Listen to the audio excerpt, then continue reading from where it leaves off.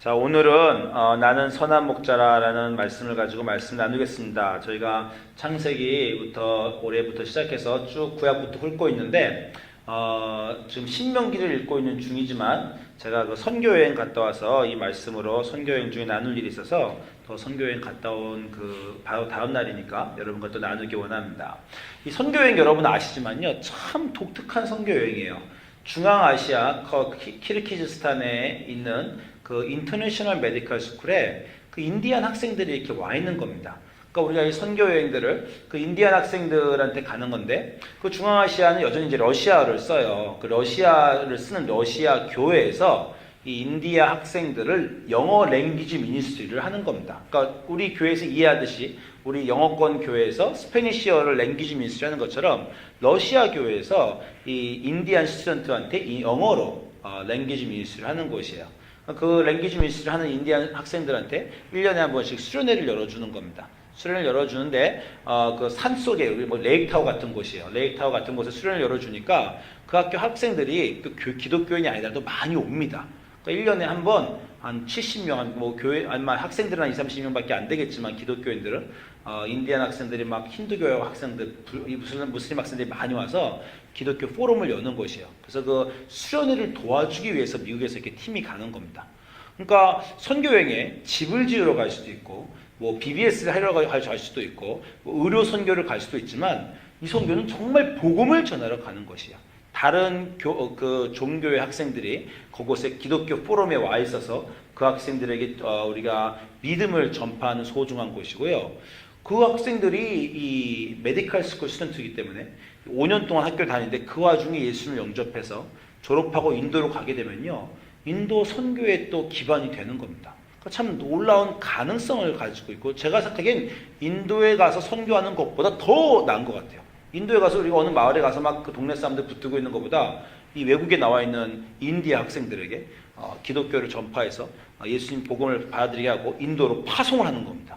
그러니까 굉장히 의미 있고, 또 가서 또 영어로 우리가 이 학생들을 만나는데, 학생들이 다른 종교인이지만 얼마나 이렇게 성실하게 프로그램에 참석하고 저희가 밀접한 관계를 맺는지 몰라요. 가 있으면 내가 한 60-70명의 이 학생들에게 참 사랑을 받는다, 그런 느낌까지 줍니다. 그러니까 웬만한 선교는 가면 박해를 받는데, 이거는 사랑을 받으면서 우리가 할 수 있는 영어, 랭귀지인 영어로 복음을 전할 수 있어요.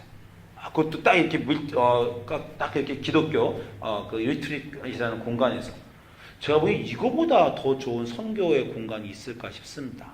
그래서 제니퍼하고 에블린도 이번에 같이 갔는데 둘 다 너무 좋아했어요. 너무 좋아하고 둘 다 쿠바에 갔다 온 사람들인데 쿠바보다도 여기가 더 좋다, 자기들한테 이런 느낌을 막 할 정도로 참 좋아했습니다. 그래서 여러분도 한번 매년 지금 저희 교회에서 가는 데면 꼭 가셨으면 좋겠어요. 네, 가셨으면 참 감동과 기쁨이 있는 그런 선교지입니다. 네, 가서 3박 4일 동안 이제 기독교 그 수련회를 저희가 하는 중에 아침에 새벽 예배 보고, 아침 예배 보고, 저녁 예배 보고, 하루 예배를 3번씩 봐요. 그래서 이제 학생들에게 복음을 전하는데 매해 주제가 있는데, 올해의 주제는 그 요한복음에 나와 있는 그 7개의 나는 누구다라는 구절입니다. 여러분, 요한복음에는 특별히 예수님이 나는 누구다라는 구절을 7번이나 말씀하셨어요. 그래서 7 I am 이렇게 우리가 말합니다. 나는 생명의 떡이다. 나는 가지고 너희는 뭐 저기 잎이다. 그리고 또 나는 뭐 세상의 빛이다. 뭐 이런 거 여러 가지로 7가지 예수님이 말씀하셨는데, 그 3명의 목사님이 돌아가시면서 이거를 전도를 했습니다.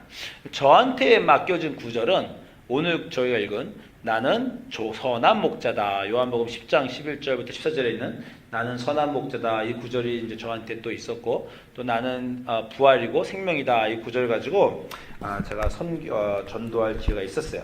그래서 거기서 나눈 말씀을 제가 좀 같이 나눌까 합니다. 물론 거기서 나눈 것과 제가 지금 나누는 건 다릅니다. 왜냐하면 거기는 기독교인 학생들한테 제가 차근차근 설명하면서 해야 되고, 여기서는 여러분에게 또 의미도 느낌도 다르기 때문에 그러나 이 구절을 가지고 중요한 우리가 기독교의 핵심을, 또 예수 그리스도를 배울 수 있기 때문에 구절을 나누기를 원합니다. 자, 오늘 구절은 여러분이 너무 잘 아는 구절인데, 요한복음 10장 11절에 예수님이 나는 선한 목자라. 선한 목자는 양들을 위하여 목숨을 버린다. 이렇게 말씀을 하셨어요. 그리고 뭐 사꾼에 대한 얘기를 또 하시다가 10장 11, 14절 가면 한 번 또 말을 하십니다. 나는 선한 목자라. 나는 선한 목자란 말을 예수님이 요 10절부터 11절부터 15절에 두 번 하세요. 그런데 나는 선한 목자다라고 두 번 말씀하시면서 선한 목자의 정의를 내리십니다. 정의를 어떻게 내리시냐니까 양들을 위하여 목숨을 버리는 게 선한 목자다라고 그렇게 정의를 내리셨어요. 그래서 10장 15절에도 아버지께서 나를 아시고 내가 아버지를 아는 것 같으니 나는 양을 위하여 목숨을 버린다. 10장 11절에 선한 목자는 양을 위하여 목숨을 버린다. 선한 목자는 양을 위해 목숨을 버린다. 이렇게 예수님이 나는 선한 목자인데 선한 목자라는 것은 양을 위해 목숨을 버린다. 이렇게 정의를 내려주셨습니다. 자, 성경 전체에서 목자라는 단어가 딱 떠오르면 어느 구절이 제일 떠오르십니까? 사실 이것보다 여기도 너무 중요한 나는 선한 목자다 예수님 말하는 것도 너무 중요하지만 성경 전체에서 이거보다 더 사랑받는 구절이 있어요. 어디입니까? 시편 23편 있잖아요. 그죠? 시편 23편에 너무 많은 여호와는 나의 목자다. 자, 목자라는 단어로 나온 단어입니다. 자, 요번에 그 설교 준비하다가 우리 라티노 교인들이 저를 부를 때 페스토르 이렇게 부르잖아요. 페스토르 이제 라티노 스페니시 발음으로 페스토르. 영어 페스토가 스페니시로 또 셰퍼드입니다. 그래서 목자라는 뜻이에요. 저는 그냥 우리 영어로는 페스토한 목사님 이렇게 하면 되는데 목자 그럼 페스토 이렇게 스페니시는 아예 페스토가 목자라는 뜻으로 되어 있더라고요.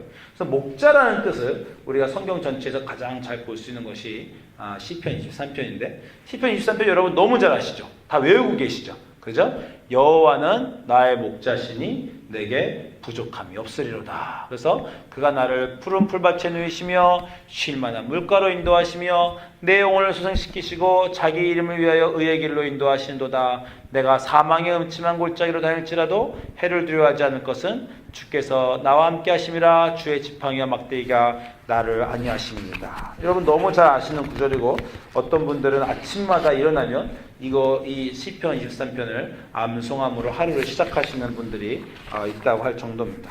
그렇죠. 이렇게 유명한 구절인데 사실은 시편 23편에 여호와는 나의 목자시니라는 이 목자와 우리가 오늘 읽은 요한복음 10장 11절에 예수님이 나는 선한 목자라는 그 목자는 다릅니다. 목자의 내용이 달라요. 어떻게 다릅니까? 이 시편 23편에 여호와는 나의 목자신데 이 여호와께서 해주시는 게 뭐예요? 푸른 초장에 누이시고 쉴만한 물가로 인도하시고 사망의 음침한 골짜기에서 구해주십니다. 그죠? 복과 평화와 보호를 주시는 걸 목자로 생각했어요. 그게 목자의 모양입니다. 양이 있을 때 목자가 양을 보호해줘야 돼요. 일이나 사자가 오면 목자가 보호해주고 끌고 다니면서 맛있는 걸 먹여줘야 됩니다. 그렇죠? 이 시편 23편 저자는 누굽니까? 다윗 아닙니까? 다윗이 이 시를 말했을 때는 자기 자신이 목자가 무엇인지 알기 때문에 그런 이 고백을 했다라고 생각해요. 여러분 다윗이 자기 자신의 목자에 대해서 얘기할 때 사무엘상 17장을 가보십시오. 사무엘상 구약성경 성경 열어보시고 사무엘상 17장 33절부터 36절입니다.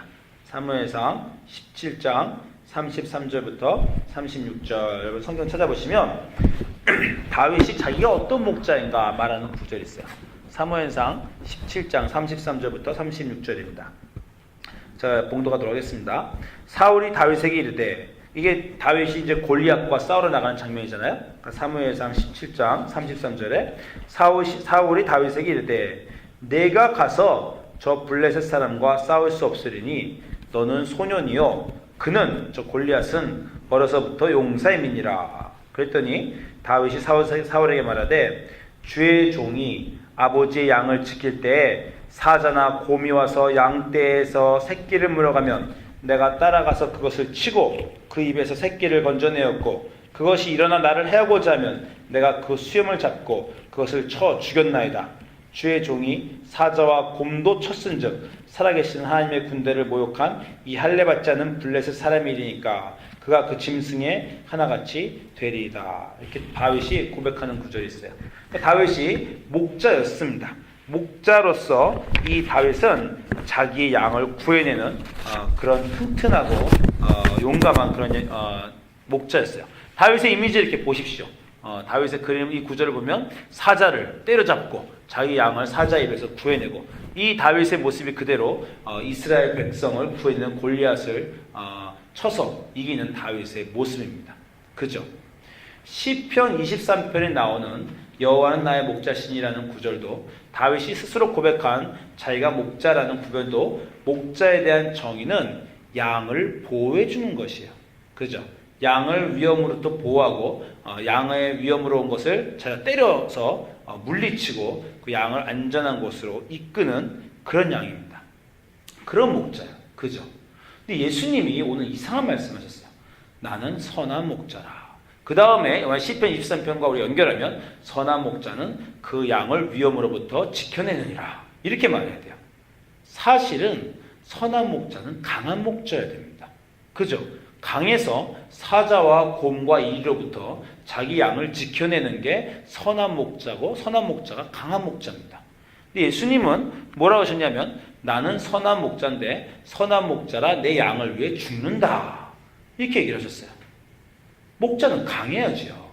응? 사자가 오면 때려잡아야지. 그 사자한테 양이 목자가 먹힘을 당하면 어떡합니까? 그죠? 자기는 선한 목자다라고 예수님이 말씀하시면서 강한 목자가 아니고 선한 목자고 자기 양을 지키는 목자가 아니라 자기 양을 위해 죽는다고 하셨어요. 자, 왜 이렇게 말씀하셨습니까? 예수님이 강한 목자로 양을 대적자로부터 싸워서 이겨서 양을 구하는 강한 목자가 아니라 양을 위해 죽는 선한 목자라고 자기를 말씀하신 이유는 뭡니까? 이 질문을 대답하는 게 기독교를 이해하는 핵심입니다. 그렇죠. 이 질문을 대답을 여러분이 해 주셔야 돼요. 왜냐하면 제가 지난 1년 동안 이걸 가지고 설교했기 때문입니다. 예수님은 선한 목자지 강한 목자가 아닙니다. 자기 목숨을 내주는 분이에요. 왜 그렇습니까? 양의 문제가, 우리의 문제가 외부의 대적자가 아니기 때문이에요. 우리의 문제가 죄의 문제이기 때문에 그렇습니다. 우리의 문제가 만약 가난의 문제다. 그러면 우리의 신은 부함을, 돈을 주는 신이어야 될 거야. 우리의 문제가 만약에 전쟁의 문제다. 그럼 우리의 신은 전쟁의 신으로 외부의 군대로부터 우리를 지켜내줘야 되는 신이어야 될 겁니다. 그렇기 때문에 많은 나라의 신들은 복을 주고 싸워서 이기는 그런 신이에요. 저는 사실 우리 딸들이 펄을 좋아해서 펄을 베트남 국수 자주 먹으러 가지만 갈 때마다 이것 때문에 기분 나빠요. 어느 빠지든지 가면 이 관우 신상이 서 있습니다. 그거 아세요? 모두 다 이 관우 신상, 빨간 얼굴에 이게 관우 신상입니다.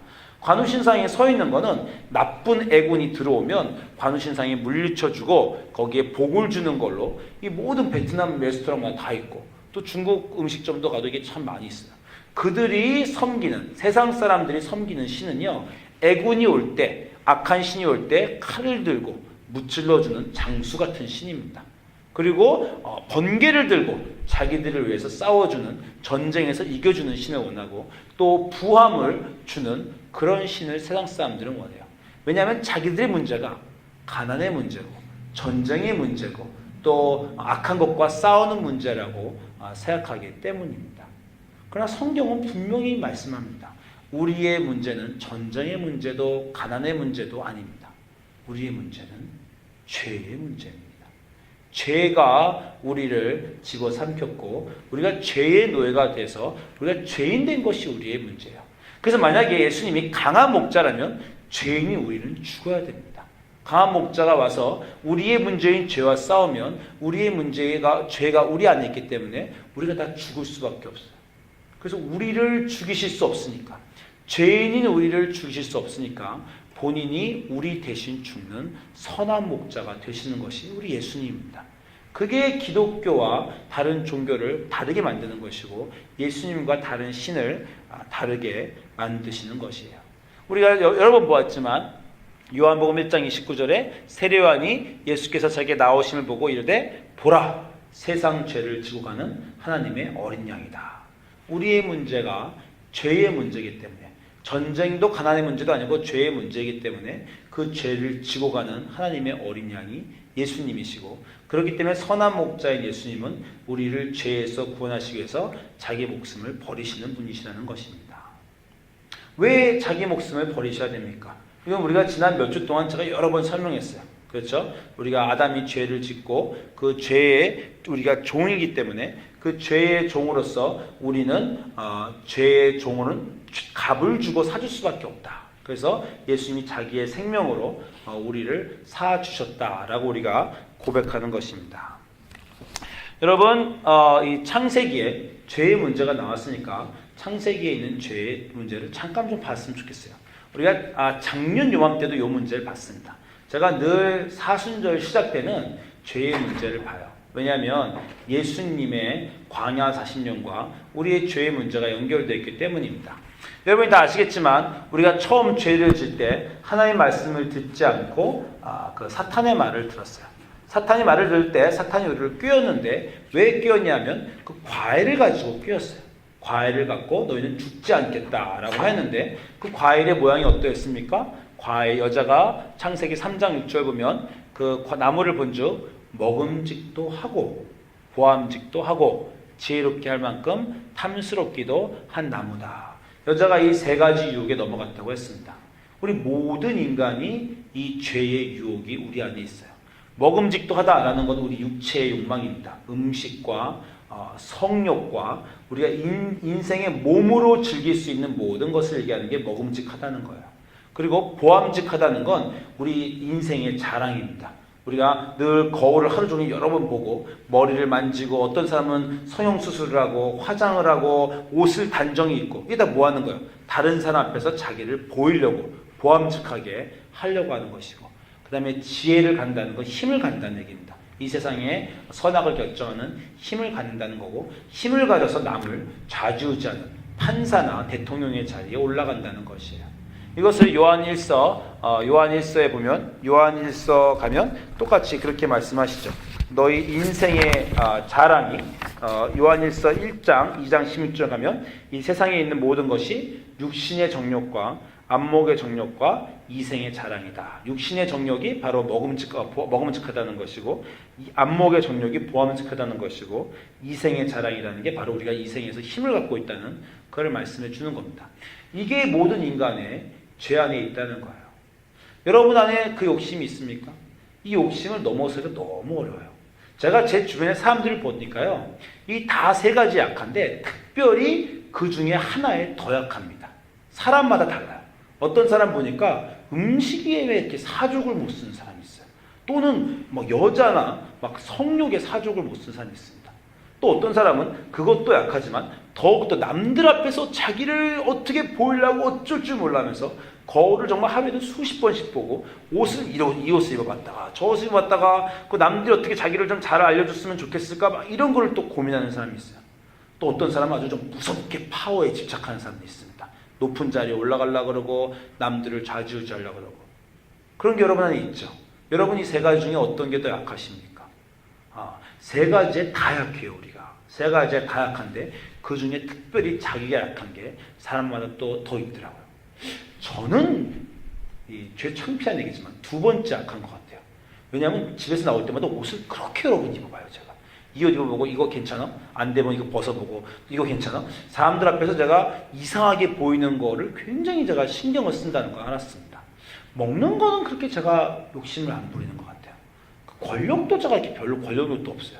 근데 이렇게 남들 앞에서 잘 보이려고 그러는 욕심이 좀 강한 것 같아요. 여러분도 이 와중에 어떤 게 좀 강한 게, 더 자기가 약한 게 있을 겁니다. 물론 그것만 약하지 않고 세 가지 다 약하죠.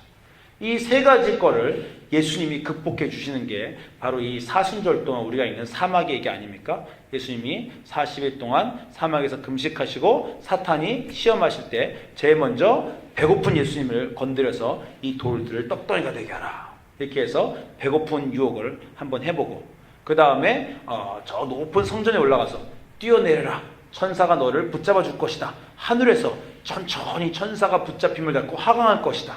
정말 보기 좋을 거라는 거죠. 그렇게 해보라는 거고, 그 다음에 나한테 절하면 이 세상 모든 권력을 너에게 다 주겠다. 이 세 가지로 예수님을 유혹을 합니다. 그때 예수님이 이 세 가지를 다 극복해내시죠. 예수님이 우리를 죄에서 구원하실 때 이 세 가지 유혹에서부터 또 우리를 구원해 주시는 겁니다. 우리가 예수님을 구주로 고백하게 되면요, 이 세 가지 유혹에서 또 우리가 또 벗어나서 예수님과 같이 된다는 것을 또 의미하는 거예요. 여러분 삶에서 지금 여러 가지 유혹이 있는데 매년 이 사순절마다 우리가 영적으로 우리 자신을 더욱더 강하게 하고 세상 것들에 대해서 우리가 훈련할 때 이 세 가지 것으로부터 훈련하는 겁니다. 성경을 더 읽고 말씀을 더 읽고 기도함으로 우리 안에 있는 세 가지 욕심을, 금식도 해보고 어떤 정말 소셜 미디어도 우리가 좀 그만해보고 자기가 평소에 세 가지 욕심에서 늘 넘어가는 것들에 대해서 우리가 한번 노력해 보는 것이에요. 여러분, 제가 이 인도 학생들을 데리고 기독교의 핵심에 대해서 말해줍니다. 죄의 문제에 대해서 말해주고 우리가 기독교를 알려면 두 명을 알아야 되는데 아담과 예수님을 알아야 된다. 아담이 정말 놀라운 하나님의 동역자로 창조를 받고 이 세상 모든 것들을 하나님과 같이 다스리는 그런 놀라운 창조물이었고 이 세상 모든 생명들에게 이름을 주는 모든 생명의 아버지였는데 그 아담이 이 세 가지 유혹에 넘어가서 아담이 그냥 인간처럼 죽는 우리 같은 유혹에 약한 인간이 되었다. 그리고 그 아담의 죄를 예수님이라는 하나님의 아들이 오셔서 정말 구원자로 오셔서 우리를 죄에서 구원해 주셨다. 그 예수님이 선한 목자다. 그 예수님이 빛이다. 정말 여러 가지로 제가 이 인도 학생들한테 얘기를 해줍니다. 그죠? 기독교 핵심에 대해서 제가 얘기해 주려고 노력해요. 그러고 나면 학생들이 다 이제 감동을 좀 하는 것 같아요. 그러고 나서 제가 이제 밥을 먹으러 학생들하고 가면 또 앞에 앉은 학생이 또 칭찬도 해줍니다. 목사님 아까 설교해 주는데 참 좋았다. 기독교가 뭔지 하나도 몰랐는데 힌두교 학생이 하는 얘기입니다. 이해하게 되었다. 그렇게 얘기해요. 잘 됐죠. 예. 그러나 거기까지입니다. 그게 참 아쉬워요.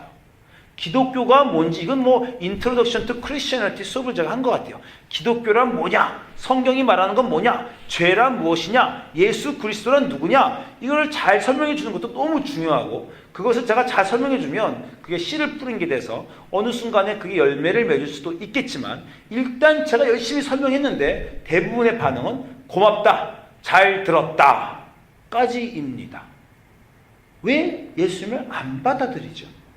거기서 그 말씀을 듣고 내가 회개하고 예수님을 내 구주로 받아들이고 구원을 해야 되겠다 라는 그런 구원을 받아야겠다 그런 마음까지 가야 되는데 그렇게 전하려고 해도 그게 안 전해집니다. 가장 큰 이유가 뭔 것 같으세요? 사람들이 비기독교인들이 기독교를 받아들이지 못하는 이유. 그 구원의 놀라운 값어치가 이 세상에서 안 보이기 때문이에요. 왜 안 보입니까? 기독교인들을 통해서 안 보이기 때문입니다. 사람들이 기독교를 안 믿을 때 가장 흔하게 말하는 게 내가 아는 누구누구 기독교인이 별 볼 일 없더라는 거예요. 별 볼 일 없더까지 괜찮은데 그 사람 참 돈에 무섭게 집착하고 그 사람 참 욕심부리고 이기적이고 그 기독교인들이 그런데 내가 뭐 기독교인이 되겠는가 라는 어려운 것이 사람을 전도할 때 있습니다. 여러분, 예수님이 누구신가? 하나님의 아드님이 어떻게 우리를 십자가에서 구원하셨는가? 이런 것들 전도하는 것도 중요하지만요. 우리 이런 것들을 다 전도하지 않아도 세상에 예수님을 믿지 않는 사람들이 예수님을 믿게 할 수 있는 방법이 있습니다. 기독교인들이 올바르게 사는 거예요. 어떤 사람이 올바르게 살지 않고 있다가 그 사람이 예수님을 받아들임으로 그 사람이 삶이 변하고 아름다워지고 거룩해지고 선해졌어요. 그 주변에 있는 사람들에게 전도하지 않아도 그 사람의 삶 때문에 그 사람들이 궁금해합니다. 도대체 예수님이 누구시길래 저 사람은 저렇게 인생이 변했을까? 그 더럽게 살던 사람이 어떻게 저렇게 거룩해졌을까? 그렇게 막 살던 사람이 어떻게 인생을 저렇게 잘 살게 됐을까? 어떻게 저렇게 희생하면서 나눠주면서 어떻게 저렇게 살 수 있을까? 어떻게 기독교인들은 다 그럴까? 라는 우리가 이 인상을 믿지 않는 사람들에게 줄 수 있다면 그러면 열심히 소리쳐서 십자가를 전하지 않아도 됩니다. 그들이 먼저 배우러 알게 오게 돼 있어요. 우리는 다 이 기독교의 진리를 알고 있습니다. 아담이 지은 죄와 예수 그리스도의 십자가와 예수님이 나를 위해 돌아가셔서 그 십자가의 보혈로 나의 죄를 씻어주셨다. 이거 모르고 교회 오는 사람이 어디 있습니까? 근데 문제가 있어요. 왜 우리가 변하지 않는가? 그 변하지 않기 때문에 전도도 할 수 없는 겁니다. 여러분, 제가 이 인도에 가면서, 이번에 인도가 아니라 키르기스탄에서 가면서 한 좋은 게 하나 있었는데, 딱 여행을 출발하기 전에 제 딸이 저한테 그러는 거야. 아빠가 선교를 가기 때문에 내가 3일을 금식을 하겠다. 저 감동을 정말 무진장 받았습니다. 두 가지 때문에 감동을 받았는데, 하나는 제 딸이 저를 그만큼 사랑한다는 거잖아요. 제 딸을 잘 먹는 애입니다. 잘 먹고 튼튼한 애예요. 근데 아빠 선교 가기 때문에 그 좋아하는 정말 한두 끝도 없이 먹는 이 10대가 3일을 안 먹는다. 정말 아빠를 사랑하는구나. 제가 이것도 느꼈고, 또 하나는 하나님을 믿는구나. 얘가 금식을 하면 어떤 일이 잘 될 거라는 것을, 아빠의 선교에 도움이 될 거라는 것을 믿는, 하나님, 금식과 하나님의 파워를 믿는 애구나. 내가 내 딸을 그렇게 키웠구나. 제가 이것 때문에 참 감동이 있었어요. 그래서 제가 비행기를 타고 가는데, 비행기에서 음식이 나왔잖아요. 비행기 음식이 나오는데 눈물이 앞으로 가리는 거예요. 내 딸은 지금 미국에서 금식을 하고 있는데 나는 이 비행기에서 음식을 먹어도 되는가? 먹으면 안 되겠다는 생각이 딱 들었어요. 근데 일단 먹긴 먹었습니다. 왜 먹었냐면 나는 먹고 일해야 되니까. 나는 먹고 배고프면 안 돼요. 저는 먹고 힘이 나서 선교해야 되니까. 제가 먹긴 먹었어요. 밥은 먹었는데 비행기 안에서 잠을 자려고 잠이 안 와요. 내 딸이 지금 굶고 있는데 나는 퍼질러 잘 수 있는가? 이런 생각이 드는 거예요. 그렇잖아요. 저 부모의 마음이 그렇습니다. 여러분의 만약에 자녀들이 엄마, 아빠를 왜 내가 지금 금식한다 그러는데 여러분이 그냥 대강 살 수 있어요? 내 딸이 지금 굶고 있는데 내가 절대 함부로 살면 안 되지. 잠도 제가 잘 못 자겠더라고요. 그래서 그 비행기 안에서도 성경을 더 읽고 말씀을 막 준비하고 했습니다. 그리고 또 하나 좋은 거는 여러분한테 제가 나왔지만 제가 영화를 끊었잖아요. 제가 옛날에는요, 비행기를 타고 장시간 운전하면요, 창피한 얘기지만 제가 간단하게 여행을 했습니다. 한국 갈 때 14시간, 13시간 비행기 딱 둘 중에 하나예요. 가자마자 위스키를 마십니다. 옛날에는 그렇게 했어요. 그 비행기에서 공짜로 술을 주잖아요. 그럼 좀 위스키 한 잔 크게 그냥 마셔버립니다. 그냥 곧바로 곧들어 자요. 비행기 14시간 운전하는 게 얼마나 어렵습니까? 14시간 비행기 타고 있는 게 다리도 아프고. 그러니까 그냥 위스키 크게 독주 마시고 잠자버리는 거예요. 옛날에는 제가 그렇게 여행했습니다. 그리고 술을 끊은 다음부터는 영화를 무진장 봤어요. 14시간 정말 비행기에서 너무 괴로우니까 영화를 막 5편씩 머리 아플 때까지 그냥 다 있는 걸 다 보고 그랬습니다. 그렇게 여행을 하던 제가 음식도 소중히 먹고 잠도 안 자고 성경만 14시간을 봤어요. 성경 보면서 영화도 안 보고 14시간씩 봤습니다. 얼마나 이 비행기의 시간이 소중해졌는지 몰라요. 그거 어떻게 된 겁니까? 술 먹고 뻐질러 자거나 아니면 영화를 5시간씩 막 15편씩 보던 그런 사람이 집중해서 성경을 보고 거룩하게 시간을 보내는 사람으로 바뀌었어요. 어떻게 된 겁니까? 예수님을 만나서 그런 일이 생긴 겁니다. 제가 여러분에게 여러 번 나눴지만 지난 3년 또는 지난 10년 동안 예수님을 만나서 이거를 그만해야 되겠다. 제가 그렇게 결심하면서 하나하나 그만하면서 만화도 그만 보고 게임도 그만하고 폰으로 캔디 크러쉬도 그만하고 페이스북도 그만하고 유튜브도 그만하고 그러다가 어느 끝에 영화까지 그만 보게 된 거 아닙니까? 그렇게 해서 사람이 하나하나 변해가는 겁니다. 제가 인도 학생들을 딱 모아놓고 얘기를 할 때 복음을 얘기할 수도 있어요. 복음을 얘기도 했습니다. 그런데 그 말이 안 통하면요, 학생들하고 모여서 얘기를 합니다. 내가 변했다.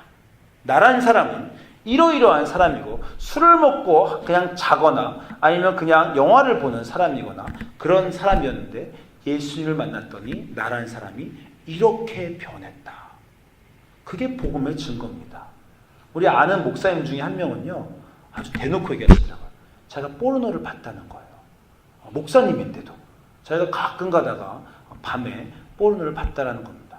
근데 예수님을 만나고 자기가 예수님 안에 이렇게 살면 안 되겠다. 거룩에 대한 마음이 생기니까 그것도 그만두게 되었다. 죄를 그만두게 되었다. 이런 고백을 학생들한테 정말 하셨습니다.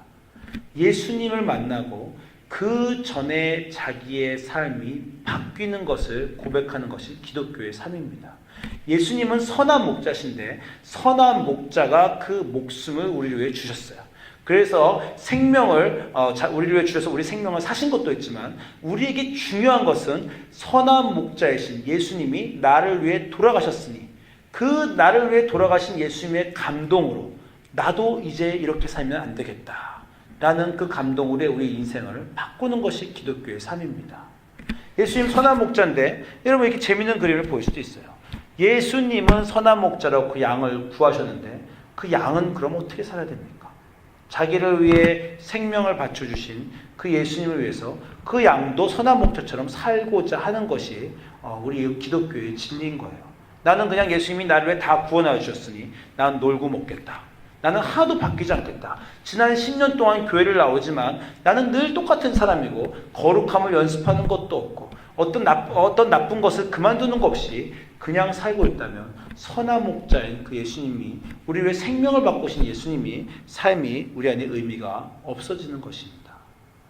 여러분 이 진리를 가슴속에 가지시기 원합니다. 예수님은 우리를 위해 생명을 주신 선한 목자예요.